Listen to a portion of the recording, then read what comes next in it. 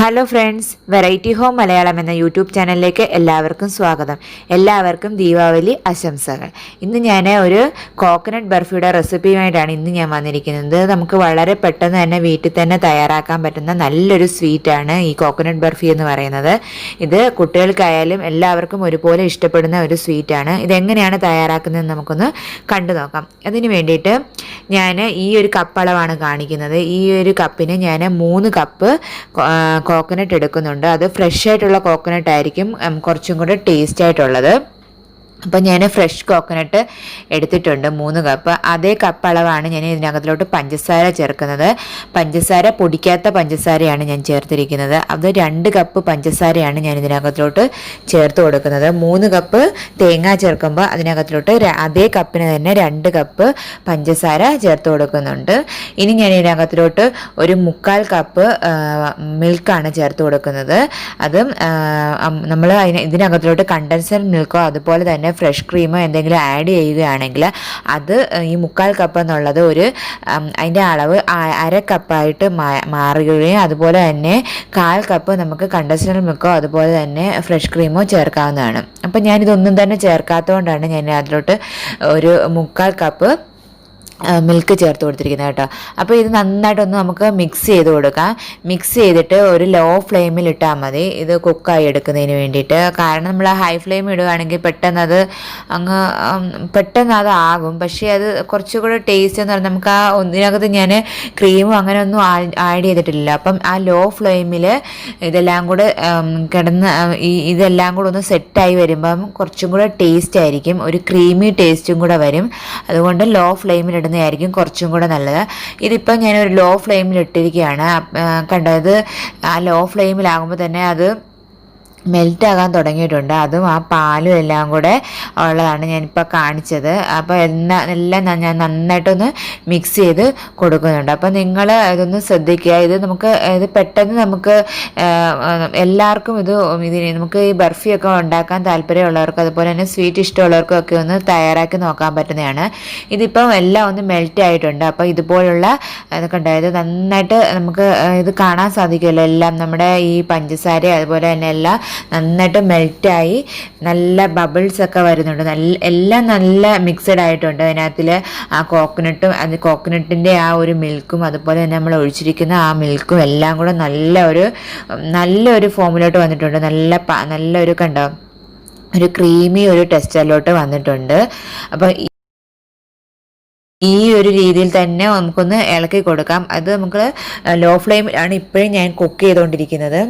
അത് നിങ്ങൾ പ്രത്യേകം ശ്രദ്ധിക്കണം. നമ്മൾ കുക്ക് ചെയ്യുമ്പോൾ ലോ ഫ്ലെയിമിൽ ഇടാവുള്ളൂ. അപ്പോൾ ഇതിന് ശേഷം ഈ സമയത്ത് ഞാൻ വേറെ ഒന്നും തന്നെ ആഡ് ചെയ്തിട്ടില്ല.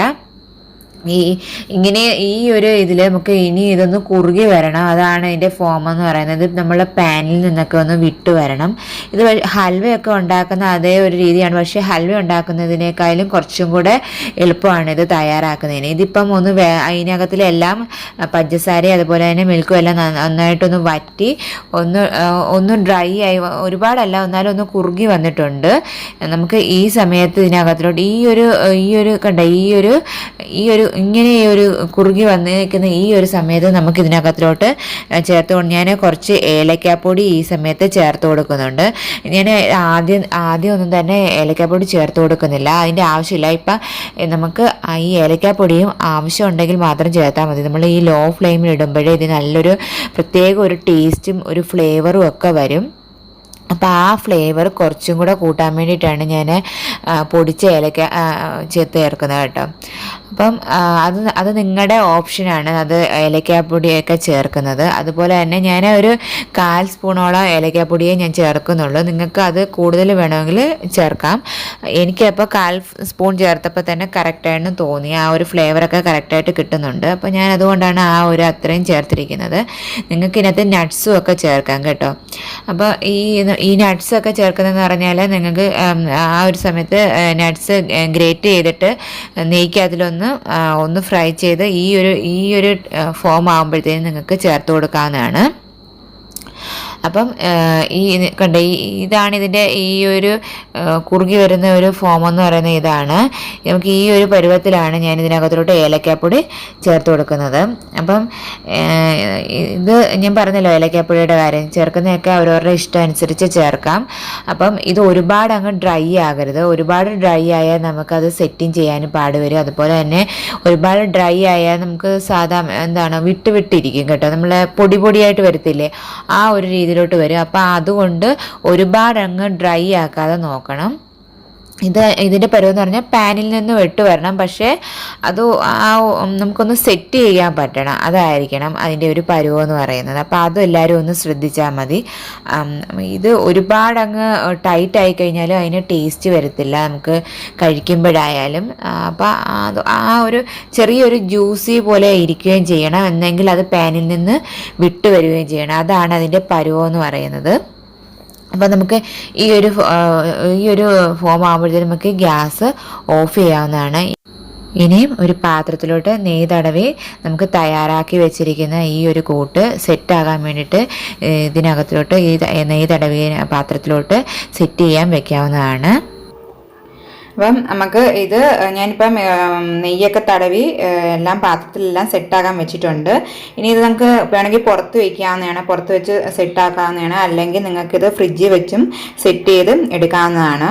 അപ്പം നമുക്ക് സെറ്റ് ചെയ്ത് എടുത്തിട്ട് കാണാം കേട്ടോ. ഇത് അതിനുള്ള ടൈം നമുക്ക് വെയിറ്റ് ചെയ്യാം. ഇതിപ്പം കറക്റ്റ് സെറ്റായിട്ടുണ്ട്. ഇനി ഇത് നമുക്ക് കട്ട് ചെയ്ത് എടുക്കാവുന്നതാണ്.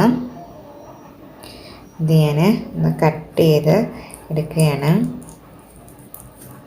ഇനി കട്ട് ചെയ്തിട്ട് കാണിക്കാം. ഇനി കോക്കനട്ട് ബർഫി എല്ലാം ഞാൻ കട്ട് ചെയ്തെടുത്തിട്ടുണ്ട്. നിങ്ങളെല്ലാവരും ഒന്ന് ട്രൈ ചെയ്ത് നോക്കുക. ഈ ഒരു സ്വീറ്റ് എല്ലാവർക്കും ഇഷ്ടപ്പെടുന്നതാണ്.